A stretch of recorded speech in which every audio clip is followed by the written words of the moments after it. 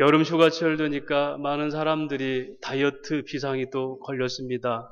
참 재밌는 게 저도 우리 그 3단지 그 지하의 상가에 헬스를 제가 한 3년 하고 있어요. 한 달에 2만 원씩 해서. 그런데 휴가철 또 방학이 되면 가득 차요. 왜냐하면 이제 가서 이제 몸매를 뽐내야 되니까 평소에 안 나오던 사람들까지 다 나와서 이쯤 되면 아주 그냥 헬스장이 인산인해를 나누고 그리고 샤워할 그런 틈바구니 없을 정도로 사람들이 많습니다. 그런데 여러분 헬스를 하면서 런닝머신에서 빠른 걸음으로 한 40분 정도를 열심히 걷잖아요. 그러면 150칼로리 정도가 소모가 됩니다.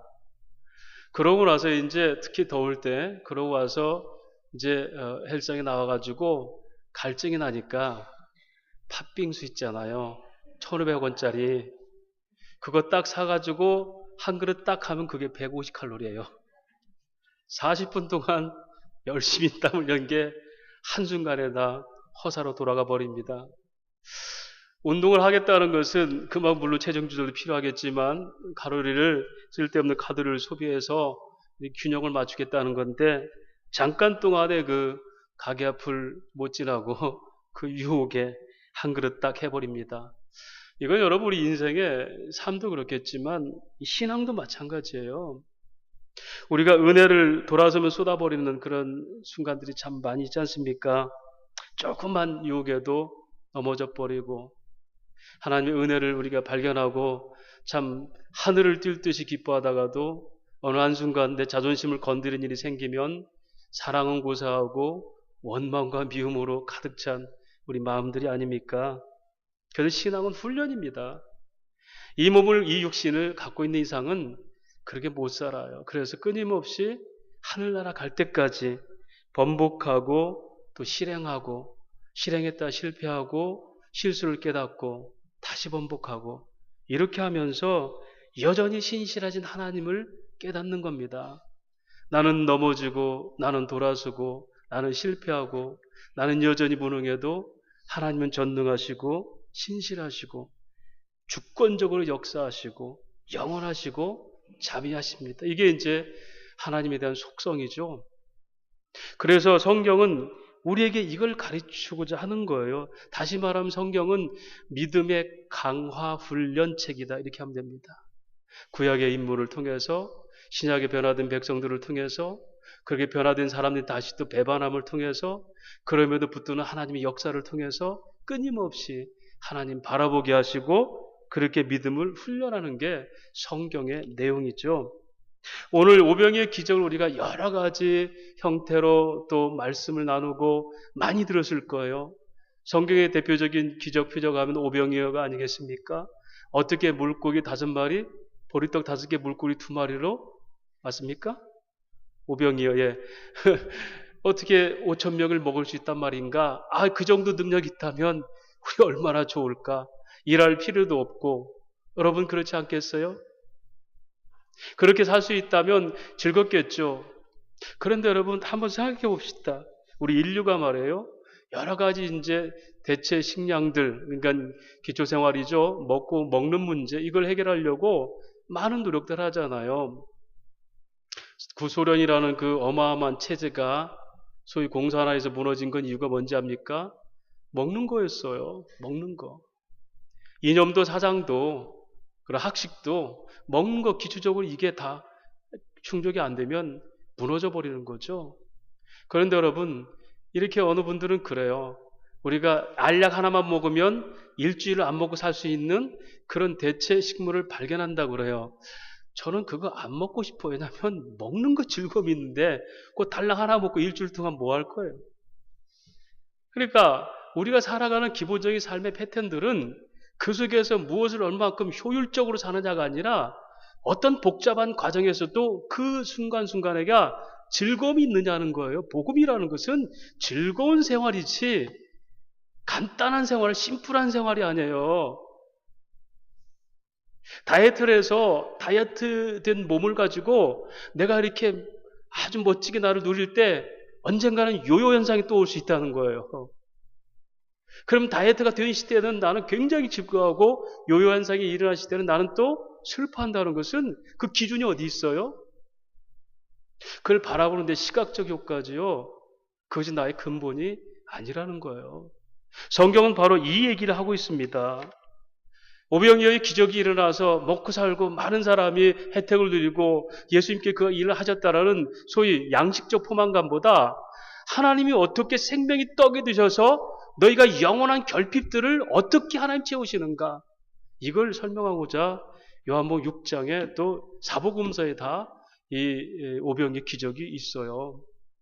저는 개인적으로 요한복음 6장은 소위 기독론, 예수님이 어떤 분인가에 대한 구원에 관한 가장 그 엑기스, 진수가 들어있는 복음서다, 그렇게 생각합니다. 요한복음의 주제는 본성으로 오신 메시아의 자기 증거예요. 하나님과 똑같은 본성을 가진 분이 그걸 나타나면서 나는 이러니 하나님이야. 생명의 떡으로 왔어. 생수로 왔어. 영생을 줄 거야. 구원의 믿음이 나에게 있어. 나를 믿는 자는 아버지를 믿는 거다. 이렇게 하나님과 본성, 신선적 본성을 가진 메시아의 자기 증거가 요한복음의 주제예요. 그래서 우리가 전반부, 후반부 나눈다면 요한복음 1장, 11장까지가 하나님께로 오신 예수 자기 증거, 12장부터는 하나님께로 가는 예수 자기 증거예요. 그래서 우리가 전반부의 1장 5장까지는 구속주로 오신 예수 자기 증거, 1장에 누가 증거예요? 세례 요한이 보라 하나님의 어린 양이로다. 2장에는 예수님께서 가나 혼인잔치 기적을 통해서 내가 바로 하나님이야 라고 설명하잖아요. 그 다음에는요, 3장에는 니고데모를 통해서 영생이 뭔지를 설명하고요, 4장에는 그 사마리아 여인을 통해서 당신 같은 여인도 구원받아 라고 얘기하잖아요. 5장에는 지난주 살펴본 것처럼 38년 동안 누워있던 병자에게 참 안식이 뭔지, 육체로 낫고 육체로 질병이 아니라 안식이 뭔지를 유대인들의 쟁론을 통해서 내가 바로 안식으로 왔어. 너희 죄 가운데 안식 없는 너희들에게 영원한 안식으로 내가 왔어라고 자기 설명하고, 유대인들의 그 율법을 정죄하는 그 사건이 5장이에요. 성경은 간단하게 테마들이 있어요. 6장에는 생명의 떡이신 당신, 7장에는 생수가 뭔지를 깨달을 것, 8장에는 빛 되심과 9장에는 그 빛의 주인이 뭔가, 이렇게 요한복음이 쭉 설명이 돼요. 그런 가운데서 생명의 떡이신 예수를 설명하는 것이 요한복음 6장의 내용이고요. 또 요한복음은 아주 굉장히 그 복잡한 구조로 되어 있어요. 그러니까 어떤 사건과 사건을 같이 맞물면서 중간에 끼어넣기를 하는 샌드위치 구조라고 그래요. 다시 말하면 6장 1절에 15절까지는 이 오병이의 기적이 나타나고 그걸 설명하는 것은 뒤에서 설명을 해요. 근데 중간에 뭘 끼어넣냐면 그것이 하나님의 능력이라는 걸 깨닫게 하기 위해서 다시 무리를 걷는 기적을 또 집어넣어요. 그래서 이 전체 구조를 이해하지 못하면 하나하나 따로따로 놔버리면 이 요한복음 강해가 형편없이 돼요. 그래서 성경은 반드시 어떤 체제와 구조가 있다는 걸 알아야 돼요. 그런 차원에서 요한복음은 상당히 그 기록 자체가 유기적인 복잡한 관계가 있어요.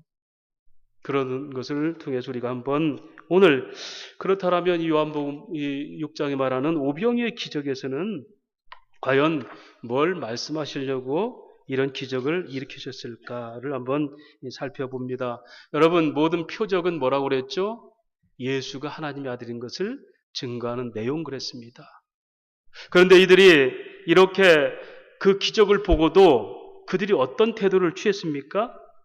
오늘 26절 말씀 한번 보겠습니다. 26절 말씀. 그들은 이 표적 보고도 어떤 일을 취했는지 26절 말씀 시작.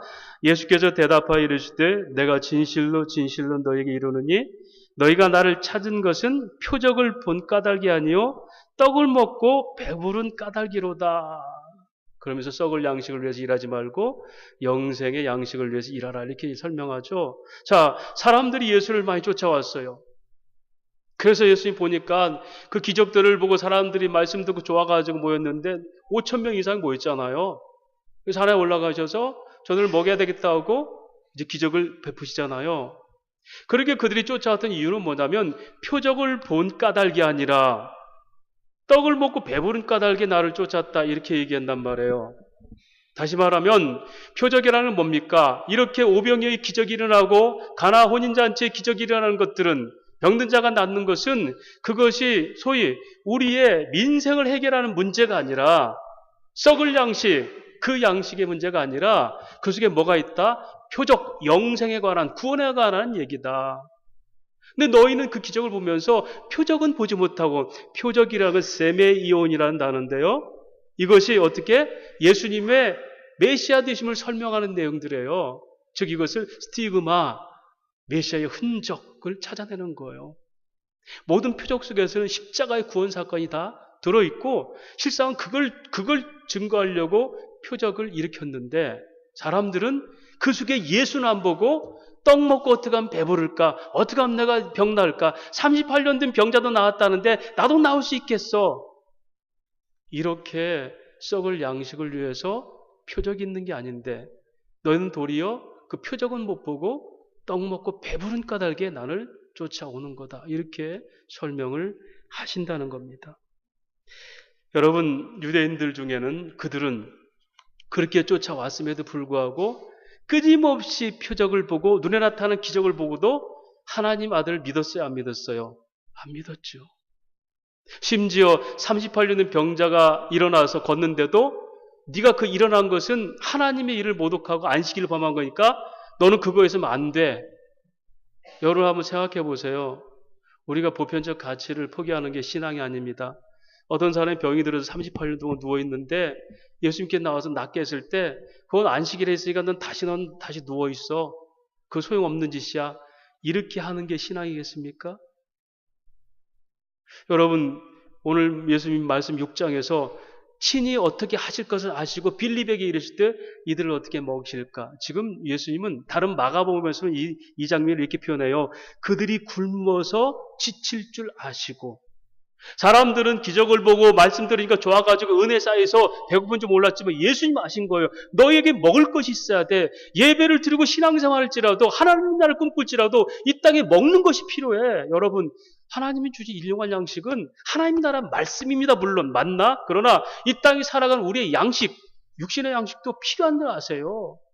그들 제자님 누구 하나도 주님 이들이 지금 우리를 쫓은 지가 3일이 됐는데 얼마나 배고플까요? 그러니까 좀 어떻게 먹이 안 되겠습니까? 이런 사람 하나도 없었어요. 누가? 친히 그가 어떻게 할 것을 아시고 주님은 아셨어요. 너희가 뭐가 부족한지를 알았어요. 너희에게 지금 양식이 필요한지를 알았어요. 네가 눈물이 왜 흘릴지 알았고 네가 왜 그렇게 가슴이 답답하게 하는지 하나님은 아신다는 거예요. 그래서 마태복음 6장에 무엇을 먹을까 입을까 구하지 말라. 이런 세상 사람들이 구하는 것일 때 너희 천부께서 너희를 다 아시느니라. 그러므로 너희는 먼저 그 나라와 의를 구하라. 그러면서 주기도문을 가르쳐 주신 거예요. 하늘에 계신 우리 아버지요. 너희의 기도의 모든 소원들은 하늘 백성이라는 자격을 하는 거지 이 땅의 것으로만 하는 게 아니다라는 얘기죠.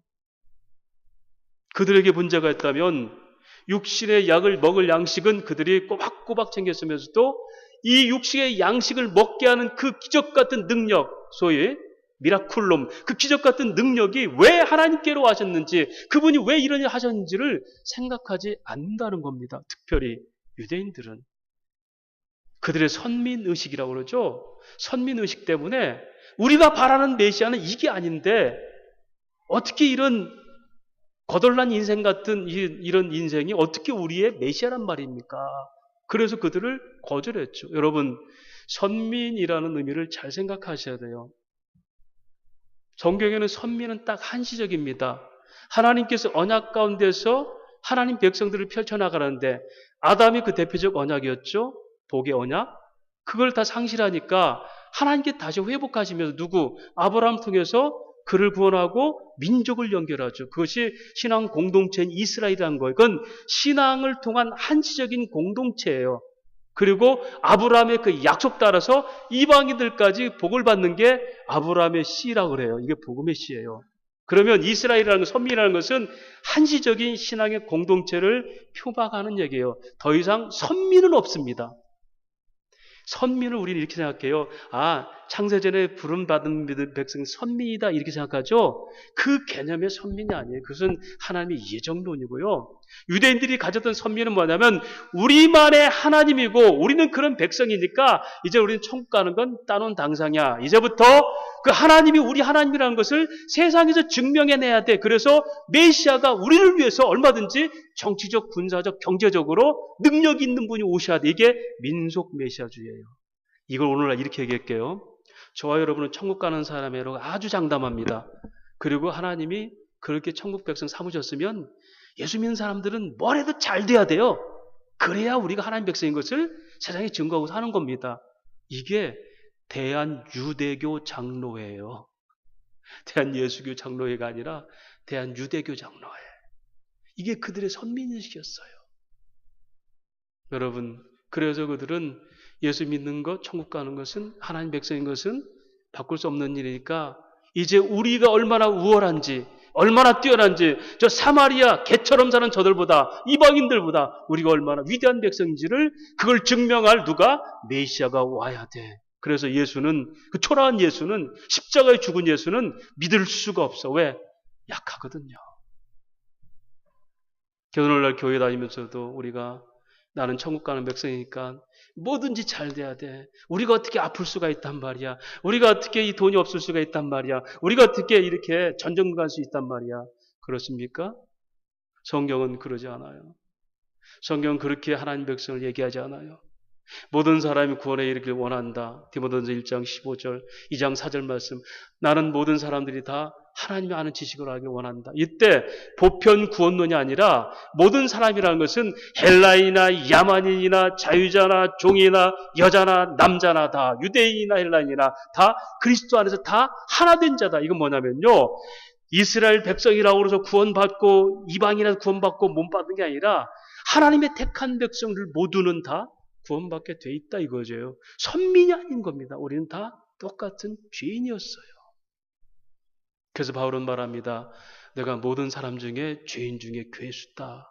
이때 괴수란 말은 첫 번째 으뜸이다 이 뜻이에요. 원어로. 이 말은 뭐냐면 다 죄인이지만 내가 아무리 생각해도 내가 가장 으뜸되는 죄인이었는데 하나님 나를 살리셨다. 그걸 고백하는 거. 이것을 어거스티나 신학자는 소위 마사백가리, 죄의 덩어리인데 아주 토리움, 오직 은혜로만 사는 존재. 이게 구원의 역사인데 유대인들은 그러지 않았어요. 우리는 선민이니까, 언약 백성이니까 우리만의 하나님을 얼마든지 즐기자. 오늘날 우리 신앙에는 그게 없습니까? 예수 믿으니까 나는 잘 돼야 되고 나는 병도 안 걸려야 되고 그것이 우리가 원하는 신앙의 만족입니까? 그런데 여러분, 오늘 하나님께서는 오병이의 기적을 일으킬 때 그들에게 뭘 허락했죠? 그렇게 만족하고 그렇게 하고자 하는 그들에게 뭘 허락했어요? 맞습니다. 기적을 보고 그들이 즐거워하고 설레이고 주님을 막 쫓고 슈퍼스타 예수 그리스도, 지저스 크라이스트 그렇게 따랐던 그들에게 뭐가 없는 걸 깨닫게 하세요? 먹을 게 없는 걸 깨닫게 하시잖아요. 보십시다. 우리 7절 말씀. 빌립이 대답하되 각 사람으로 조금씩 받게 할지라도 200데나리 떡이 어떻게 해요? 부족하리이다. 여러분, 빌립도 몰랐어요. 그죠? 안드레도 몰랐어요. 지금 그 5,000명이 넘는 사람들이 모여서 먹을 것이 떨어진 거 몰랐어요. 예수는 친히 아셨어요. 그리고 묻습니다. 이들을 먹이려면 어떻게 해야 되겠냐? 결핍을 깨닫게 하시는 거예요. 그러니까 아이고 이 들판에서 이들을 먹일 장소도 없고요. 먹인다 한들에도 200달러의 돈이 필요합니다. 안드레 너는 어떻게 생각해? 아이고 어린아이 도시락 이거 하나 있는데 이거 뭐 얼마나 되겠습니까? 저와 여러분에게 인생의 결핍을 깨닫게 하시는 게 은혜입니다. 암이 걸렸으면 암을 조기에 발견하면 회생 가능성이 더 많죠.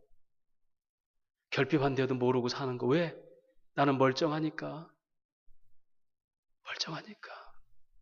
하나님 떠난 백성들은 하나님의 주신 안식을 누리지 못하고 그 자기 결핍 때문에 끊임없이 목마르게 돼 있어요. 그래서 7장이 바로 여기서 생수가 설명되는 거예요. 누군지 목마른 건 내 것을 마셔라. 너희 배에 생수가 흘러넘치라 믿는 자는. 그런데 우리는 여전히 내가 먹을 것이 눈에 보이고 내 권력이 앞에 쥐어지고 내 건강만 있으면 내 결핍이 뭔지 몰라요. 내 결핍을 모르니까 다른 사람의 가난한 것에 참여를 안 하는 겁니다. 여전히 나만 누리면 되는 거예요. 푸토코스란 말이 푸토시스란 단어의 파생이에요. 푸토시스는 헛된 인생이란 뜻이 푸토시스예요. 푸토코스는 내 인생 자체가 다 부인되고 가난한 마음, 심령이 가난한 자가 푸토코스, 심령이 가난한 자는 복이 있나니 천국이죠 이것이며. 내 결핍을 모르니까 나는 만족하니까 저 사람도 결핍이 뭔지 몰라요. 여러분 강도 만난 이웃 누굽니까? 그 사람을 돌아보잖아요. 내 위는 지나가 버리잖아요. 자기 종교적 포만감에 나는 지금 제사 지나러 가야 돼. 나는 그걸로 만족하거든. 그런 이웃을 볼 수가 없잖아요. 이웃을 발견하는 것은 내 결핍을 알 때 저 사람도 결핍하겠구나. 그래서 그 사람 같이 나누는 게 뭐죠? 이게 연보, 채울 연자, 던질 연자, 채울 보자. 이게 헌금이에요. 저 사람에게 영혼 구원을 해서 던져줘야 되고 저 사람의 아픔을 같이 동참해서 사랑의 물질을 나누고 그거 외에는 우리가 뭐가 필요해요? 그걸 더 가르치기 위해서 우리가 교회 예배당을 짓고 성경 가르치기 위해서는 건물도 있어야 되겠지만 가장 중요한 게 뭐예요? 내가 받은 사랑, 내 결핍을 채우신 하나님의 사랑을 저 사람이 결핍할 때 같이 나누겠다. 이게 사랑의 던짐. 이게 헌금이에요. 이게 돈 버는 목적입니다. 그런데 그거 갖고 내가 꾸역꾸역 채우니까 저 사람 어려운 걸 몰라요. 자기 결핍을 모르는 사람들은 다른 사람 결핍을 모르고 오직 나만 누리고 싶은 이게 누구죠? 유대인들의 선민의식 같은 삶이에요. 그들은 메시아를 기다린 게 아닙니다. 그들은 선지자를 기다렸어요. 신명기 18장 15절에 우리 중에 너희 형제 같은 선지자를 보내는 그 말을 들으라. 말라기서 4장 5절에 엘리야를 내가 다시 보내리라. 그들은 믿었습니다. 메시아가 아니라 선지자, 엘리야 같은 선지자. 그래서 그건 선지자 대망신앙이에요. 힘 있는 사람. 그런데 초라한 나사렛 촌사람 예수가 나타났으니 믿을 수가 없죠. 우리에게 무엇이 필요합니까? 그래서 뭐라 합니까? 참으로 그는 선지자였다라고 그들은 선지자로 고백해버리잖아요. 15절 말씀. 그렇죠? 14절 말씀. 그 사람들이 예수께서 행하신 이 표적을 보고 말하되 이는 참으로 세상에 오실 그 선지자였다라고 했잖아요. 메시아였다라는 얘기 안 해요. 그리고 임금 삼으라니까 예수님께서 도망가 버리잖아요. 오늘 우리가 그렇게 예수를 임금 삼아서 살고 싶은 겁니다. 내 결핍을 하나님을 깨닫지 못하는 그 공허함 때문에 결핍을 주셨는데 이건 돈만 있으면 돼. 건강만 있으면 돼. 이건 내가 원하는 대로 먹고만 이루면 돼. 그러면 출세한 인생이야. 그럼 나는 결핍이 없어. 이렇게 사니까 우리가 어느 날 문득 네 진짜 결핍이 뭔지 아니? 라고 가르쳐 주시는 거예요. 질문하는 겁니다. 얘들아, 이 많은 사람들 먹여야 되겠지? 너 배고픈 거 알잖아? 이제 느낍니다. 어떻게 먹일 거야? 아이고, 이 많은 사람 어떻게. 방법이 없어요. 그죠? 그런데 주님은 그가 친히 어떻게 할 것을 아시고 6절 말씀. 자, 5절 6절 말씀. 예수께서 눈을 들어 큰 무리가 자기에게로 오는 것을 보시고 빌립에게 이르시되 우리가 어디서 떡을 사서 이 사람들을 먹이겠나 하시니 이렇게 말씀하시면 친히 어떻게 하실지를 아시고 빌림을 시험하고자. 너희가 지금 배고픈 거 알긴 해? 그렇게 육신의 배고픔을 통해서 생명의 떡이 되는 너희가 그걸 먹고 배불러도 또다시 배고프는 썩을 양식이지만 내가 너희에게 온 것은 내 생명을 줘서 너희로 생명의 양식 삼고 영생의 그 양식을 주기 위해서 내가 왔어. 눈에 보이는 땅의 것을 통해서 하늘 것을 설명하기 위해서 그걸 깨닫게 하시는. 근데 우리가 지금 땅의 것, 물질이 없는 거 가지고 그것만 채우면 할렐루야예요. 할렐루야. 다이아몬드가 제일 비쌉니까? 다이아몬드가 비싸면 그 다이아몬드의 아름답고 비싼 가치를 왜 하나님께서 비싸게 그렇게 가치를 정의했을까요? 그 최고의 가치보다 더 뛰어난 가치가 하늘에 있다는 걸 가르치기 위해서. 그런데 다이아몬드만 이 땅이 갖고 있으면 다 되는 거예요. 그게 뭐죠? 헛된 인생. 이게 부토시스라는 얘기예요.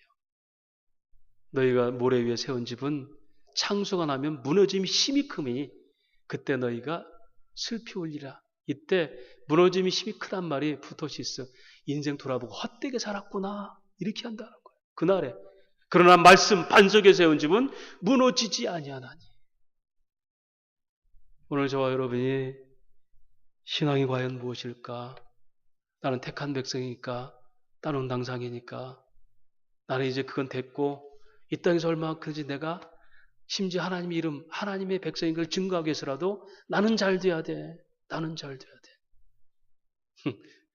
어제 우리 청소하러 우리 아집사님하고 김집사님 오셔가지고 청소하다가 뭐 그런 얘기 했죠. 그 신앙생활 뭐 이렇게 뛰어나게 안 하는 그 성도 중에도 그 아들이 뭐 예를 들어서 뭐 대기업을 들어가거나 서울대학 들어가면 갑자기 신앙생활 잘한 것처럼 보신다고. 우리 목사들도 마찬가지예요. 아니 목회도 뭐 보면 참 따분한데 아들이 서울대학 들어갔단 말이에요. 그러니까 다시 보여줘요. 그래 우리는 인류대학교회를 다닌다고 그러죠. 인류대학교회. 여러분 물론 서울대학도 물론 자녀가 열심히 공부한 건 좋은 얘기예요. 그러나 그것이 우리 신앙을 대변하는 게 아니에요. 그들에게 필요했던 게 뭐였겠습니까? 유대인들의 필요한 게 뭐죠? 너희가 아무리 너희 선배를 가지고 너희가 율법을 주장하면서 그렇게 너희가 자긍심을 가지고 살지라도 너희 안에 구원이 없으면 뭐죠? 어려운 자들이야. 땅에서는 너희가 자랑할 줄 몰라도 하늘은 아니잖아. 오늘 하나님께서 그 근본적인 결핍을 우리에게 보게 하시는 거예요. 사랑하는 우리 청년들, 학생들, 이 하나님의 결핍, 하나님 주신 결핍이 뭔지를 여러분들이 빨리 깨달으셔야 돼요. 어쩌면 여러분들은 세상의 프로그램에, 교육 시스템에 의해서 지금까지 열심히 살아가고 있어요. 물론 어떤 환경이 있을지라도 최선을 다하는 건 예수 믿는 사람의 삶입니다. 교육 방법이, 교육제도가, 입시제도가 아무리 바꿀지라도 그 불평하면서 공부 안 하면 안 돼요. 거기에 맞춰서 왜? 해야 돼요. 그게 수능이에요. 그게 순종입니다. 그러나 여러분, 그것이 전부가 아니라는 거 알아야 돼요. 우리의 비전이 어디 있는지를 먼저 알아야 돼요. 하나님 나라가 비전이 되지 않으면 이 땅 자체가 목적이 돼버리면 그 목표를 이루는 것이 전부인 줄 알아요. 다시 말하면 세상의 성공이 하나님 나라의 성공이 아닐 수 있다는 거예요. 자기를 속였던 거죠. 자기 가치관 때문에. 그래서 오늘 하나님 우리에게 어느 날 문득 우리 힘으로는 감당할 수 없는, 어떻게 이 많은 사람들 먹일 수 있겠고 까짓것 내게 있는 게 이것밖에 없습니다. 물고기 2마리, 보리떡 5개, 이게 무슨 소용이 있겠습니까? 그렇게 우리가 전전근간 인생이라는 걸 깨닫게 하세요. 우리 힘으로 하는 게 아니구나. 그러고 나서 주님이 이제 너희가 해봐 라고 합니다. 어떻게 할까요? 하나님의 일을 하고 싶다고 얘기하죠. 하나님의 일을 하고 싶습니다. 오늘 말씀이 이제 뒤에 넘어가면 29절 말씀. 예수께서 대답하여 이르시되 하나님께서 보내신 이를 믿는 것이 하나님의 일이라 하시니 그들을 묻되 그럼 우리가 보고 당신을 믿도록 행하신 표적이 무엇이니까 하는 일이 무엇입니까? 뭐라고 그래요? 28절에 그들이 묻되 우리가 어떻게 해야 하나님이라 오리까? 주님, 우리 결핍을 깨달았습니다. 맞아요. 우리 인생은 우리가 끌어갈 수 있는 게 아니었군요. 근본적인 결핍인 구원은 우리가 할 수 있는 게 아니군요. 그러면 우리가 어떻게 해야지 그 일을 할 수 있습니까? 하나님의 일. 그게 뭐라고 그래요? 하나님의 일은 그 보낸 자를 믿는 것이다. 다시 말할까요? 저와 여러분이 살아가는 모든 결론의 열매는요, 하나님의 일을 할 때 열매가 났는데, 하나님의 일이 뭡니까? 먼저는 그 아들 예수를 믿음으로 그 예수 안에서 하는 일들이 뭐죠? 열매입니다. 열매.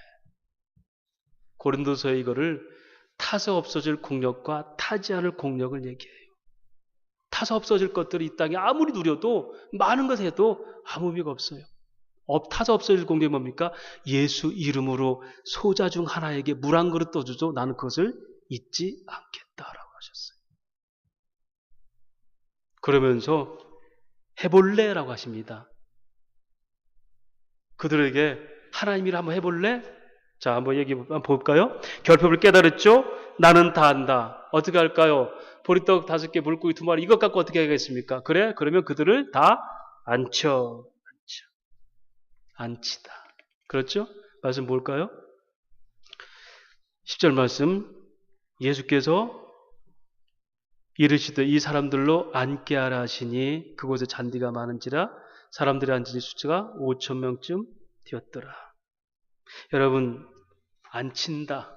이 말이 뭐냐면요, 유대인들은 밥을 먹을 때 비스듬히 눕습니다. 그래서 내려 눕다란 뜻입니다. 보세요. 광야에서 산입니다. 산은 동네가 아니에요. 동네는 음식 사는 곳이에요. 요한복음 4장 30절에 동네로 제자들이 음식 사러 갔어요. 거기 산이에요. 이것도 산을 또 이상하게 해석해가지고 뭐 하나님의 성이다 이렇게 아닙니다. 이건 산이에요. 산은 뭡니까? 음식 살 곳이 없어요. 그런데 잔디에 쫙 앉히는 거예요. 솥단지도 안 걸어놨어요. 그럼 어떻게? 먹는 자세 취하고 다 들어 누워 이 얘기예요 지금. 이 말은 뭐예요? 믿음 없이 이렇게 하는 짓이 뭡니까? 미친 짓 아닙니까? 노아가 120년 방주일 때 마른 하늘에서 할 때 미친 짓 아닙니까? 믿음으로 노아가 돼야지 가능한 거예요. 안치란 말이 음식 먹을 자세 다 취해. 자, 상 준비해 이 뜻이에요. 뭐가 있어요? 아무것도 없잖아요.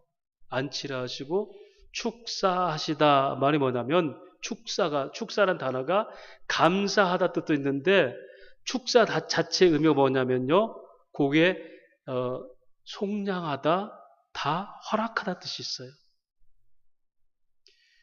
카리스란 단어가 어미로 붙는데 이건 은혜예요. 은혜로 속량하고 은혜로 다 허락하다. 하나님, 이들을 먹이시는 것도 하나님이 은혜로 허락하신 것이고 이들을 먹이시는 이걸 통해서 내가 하나님의 아들인 걸 증거할 허락하심을 감사하며 이게 축사예요. 하나님 아버지의 언약에 대한 믿음의 감사로 기도하시니까 5천 명을 먹이는 어떤 일이 벌어져요?